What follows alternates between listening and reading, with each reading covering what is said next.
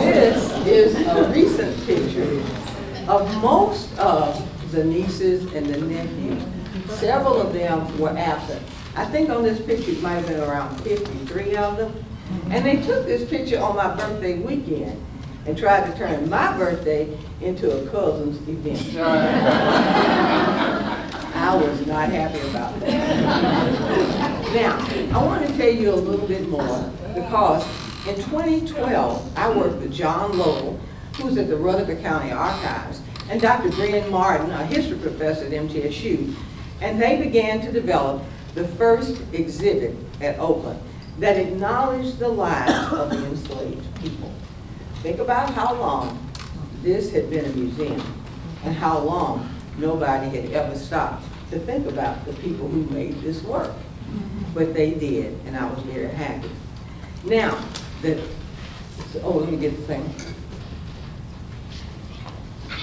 This was the exhibit they had, and it was called Beyond the Plantation.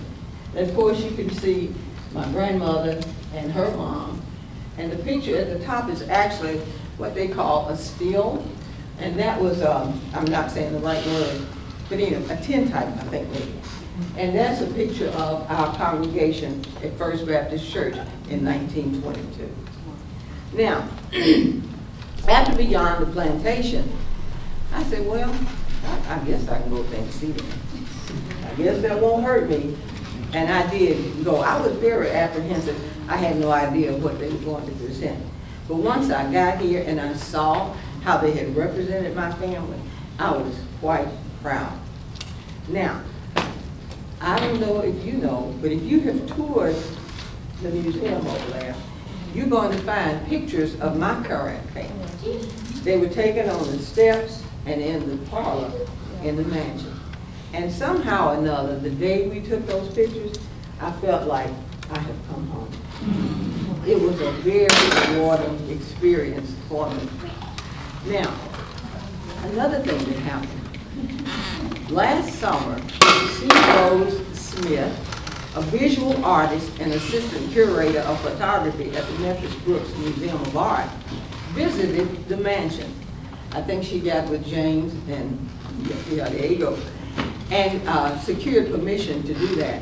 She had lived in Boston and was friends with my son David. And David knew of her joy and her delight in videotaping and photographing old plantations. So when David told her about this plantation mansion here, she wanted to come. So they got permission and she came, and she actually had her picture taken. Oh, this is my house, I couldn't bring it. But anyway, she is sitting in the dining room in the mansion, this way, looking in the mirror at herself. That way, she said, she envisioned what this could have been. And oddly enough, when I celebrated my 75th birthday, David surprised me with one of her works. Again, her image sitting here at Oakland's mansion. So that had a double effect for me. It really was appreciated. Now, the most recent event that helped in my healing came a few months ago when I was invited to join the Board of Trustees at Oakland Mansion. I suddenly went from feeling unwelcome and unseen on these grounds to helping lead its future. And that has been an incredible whirlwind experience for me. Now, as I close, y'all probably think, okay, it's time. As I close, I want to remind you that each of us has a story worth telling. Your life matters. Just make sure that you tell those stories to your children and your children's children. And if you are really blessed, you'll get to share them with your great-grandchildren.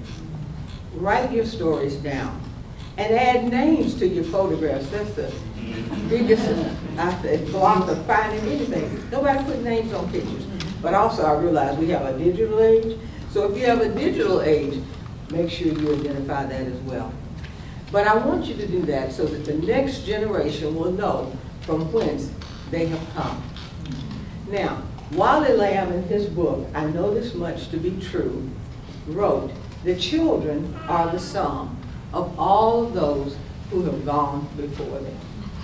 So I stand here today as a great grand total of David and Lucy Bird Maney, Luke and Ada Maney, Mary Louise and Tom Black, William Lee and Bessie Black.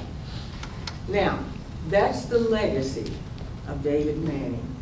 But it is no longer a legacy of slavery, but a legacy of educators, engineers, vocalists, artists, nurses, college presidents, morticians, athletes, business owners, ministers, law enforcement, and entrepreneurs.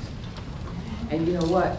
I wouldn't be telling my story today if my grandmother and her sister had not told me their story. Now I'm done. If you had questions, I have a few minutes for questions. I may or may not be able to answer them. Anybody? I did want to mention over here on the table, you know, I told James I don't trust technology. So much of what I showed you here is also on the table over there. Now, I told you when I told David, he said, tell me a story. Well, I wrote those stories down. And I gave that book to David, I think in 2020, I can't remember. And I gave Shay and Andrew copies as well. So he remembered the story that I had told him. Also on there, you find my cousin Elmer's diploma from TSU. And there's a book on there that gives you a guideline to the Evergreen Cemetery on Church Street. That has been a tremendous help to me in finding ancestors. And it would be a help for anybody who is interested in it. The other thing I have is a book of collected letters that my dad wrote to his cousin Elmer during World War II. And when we cleaned out our house, Daddy said, let's just throw them away. I said, Daddy, don't throw them away. He said, what you gonna do with them? I said, I'm gonna keep them. And he said, no, I don't think you need to do that. I said, well, first of all, what's in these letters that you don't want me to read? Nothing, I just didn't know. But I saved those letters because they are addressed to Elmer. Nobody knows it wasn't me. Well, y'all family. You're welcome to look at that over there and just browse around. But any questions? I do have a question. I was just wondering, would we be allowed to tour the museum to see the photos? Okay. Yes, we're going to have the mansion and the gift shop will be open from 3 o'clock to 4 o'clock this afternoon. Our staff will be in the gift shop and the mansion. So look for someone with a name tag on, one of our staff or board members, or one of Vince behind. Ask us any other questions you have. Any other questions? Yes, ma'am. I noticed that one of the descendants married Harlan. Yes.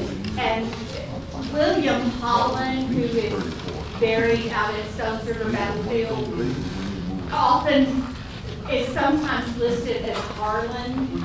Do you know if there's any connection to At the Stone River those Battle? families? At the Stone River Battlefield? Mm-hmm. No. He was enslaved, and he was responsible for helping to build the cemetery at the battlefield. If that's the case, I'm not aware of it, but I will certainly research that and let you know.